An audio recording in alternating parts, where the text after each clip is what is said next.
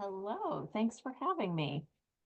I am excited to be here. I want to keep it quick to keep us on time, but thought that there's a lot of faces in the room I don't know yet. And I've been with ESIP for about 3.5 years. And so I'm going to give you guys a quick overview of ESIP and then kind of dive in on specific opportunities I see for RDA and ESIP kind of interchange and overlap and building on each other's work. I was thinking about the last presentation and making our work fair, right, across organizations, not just when it comes to data and metadata, but are we helping our organizations be findable by other organizations, and are we accessible to other organizations and all those things? So thanks for that inspiration there. So ESIP is a 25-year-old nonprofit organization. We are based in the United States and primarily funded by U.S. federal agency. NASA, NOAA, and USGS. I will say, as Shelley mentioned, our January meeting just wrapped up, and we did have 7% of our attendees from outside of the continental US, representing 11 different countries. So I was pleased to see that and always looking to grow that. So who is ESIP? We are a community of data management professionals working across sectors, agencies, domains, and disciplines to advance the use of earth science and environmental data by all who need it. We do our work through 3 primary ways, and I think you'll find this kind of familiar to what you see at RDA, right? We thrive on virtual collaboration. Before Zoom was on everyone's computers, we were doing it. We have twice a year, we have meetings where we gather the whole community. We do that virtually in January, and then we do that in person in July.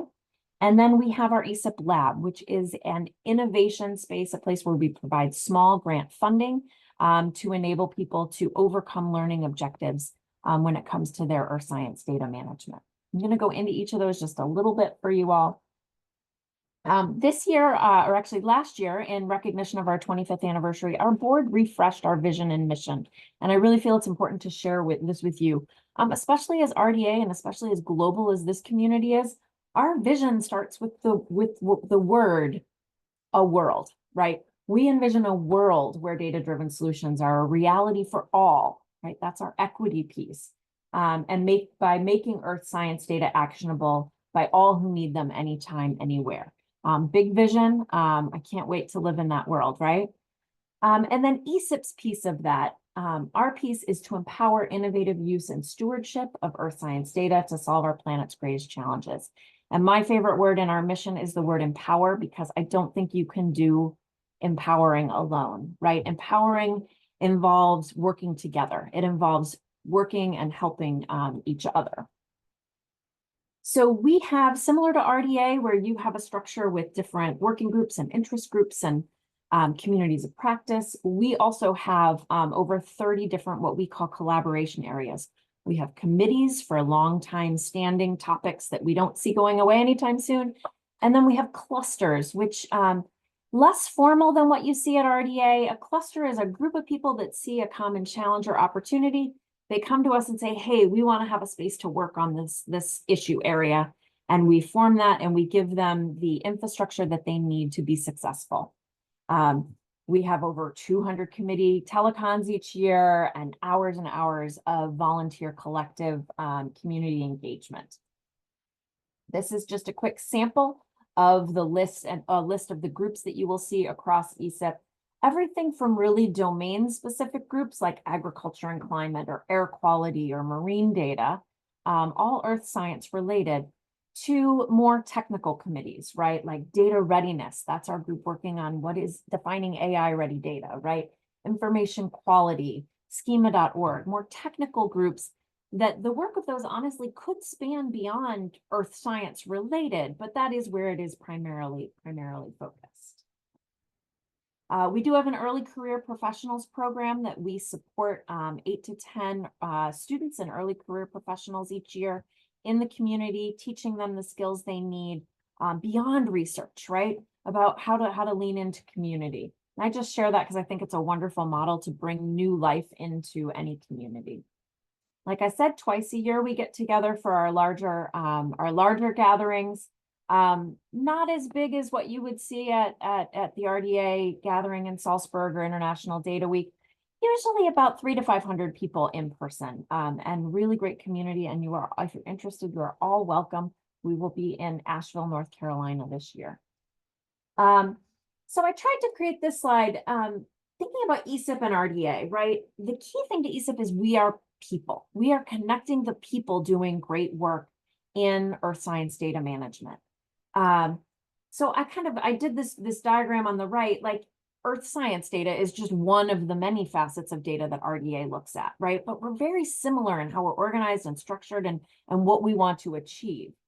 And so I see that information flow going back and forth between RDA and ESIP, right? So there are things that will be originated and ideated in RDA that can flow into ESIP, and we can give it a more earth science focus.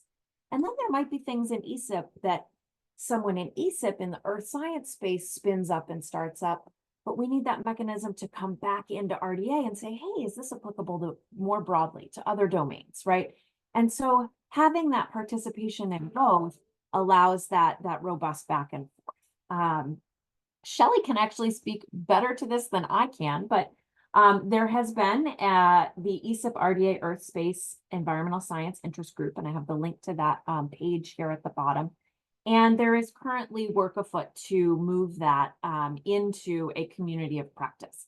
And I know that Shelley is looking for people in that area. So if that is something that sparks your interest, fantastic. And when I said it's all about the people, right, there's tremendous overlap between these two groups, from the leadership level down to, you know, I went to my first RDA meeting in person in Salzburg this year, and it was wonderful because I met a ton of new people, but I also had a lot of friends in the room to help make my introduction. So there is a lot of overlap and just fantastic people all working to do great work together. As I said, our ESIP's next meeting is in July in beautiful Asheville, North Carolina. Who doesn't want to go to the mountains of Asheville in the summertime? It will be gorgeous. We would love to see you there. And then lastly, I did want to highlight our ESIP lab. This is that funding mechanism that we have. And I see some really interesting similarities between the RDA Tiger program and Tigris program and some of the support we provide at ESIP.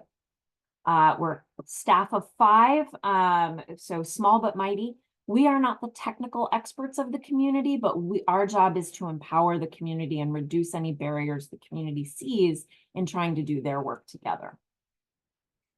This is my last slide. How to get involved. The easiest way is just this link in the center, esipfed.org/get involved. We have a once a week newsletter that will keep you up to date on all of our activities. That wraps it up for me. Perfect. Thanks, Susan. I feel like sometimes that we have like a direct connect between Susan and I. So any questions? Oh, Kevin, hello, go ahead. Well, not a question, but just really trying to back up something Susan has said. So I was lucky enough, I was invited to go out and talk at one of the ESIP meetings, I think possibly 10 years ago, perhaps a bit more now. And I was absolutely struck, I think, by the that sense of community there and the parallels. I mean, there are differences. Clearly, you've got a domain focus and I think a geographical focus as well at ESIP, it's different to RDA, but the parallels and sense of how you work and absolutely I just think the spirit of how people use the organization at the meetings is, yeah, so much I can see that connects with RDA and certainly it encouraged me to, you know, keep in contact with the people I met there then since, and I've not managed to get back to another meeting. I'd love to find an excuse to do that, but yeah, it's great to see us working together. Thanks so much, Kevin. We'd love to have you back. And yeah, I mean, I consider myself still somewhat of a newcomer, being with the organization 3.5 years, and there really is something about the spirit that is it's pretty unique, and we're careful to cultivate it well. We are trying to stand up that community of practice, and Connie's been helping us out with doing that, and it going through the steps, and Connie, I think it's almost been 2 years that we've been working to stand up the community of practice, and it really, it's not only ESIP's energy that we're harnessing, but we have to harness that same energy all the way around the world for an international community of practice. And ESIP sets a high bar. So it has been hard to do it. But I think when we get on the other side, and we're getting close, but keep us in your thoughts, because even when we get on the other side, we still have to keep that energy going.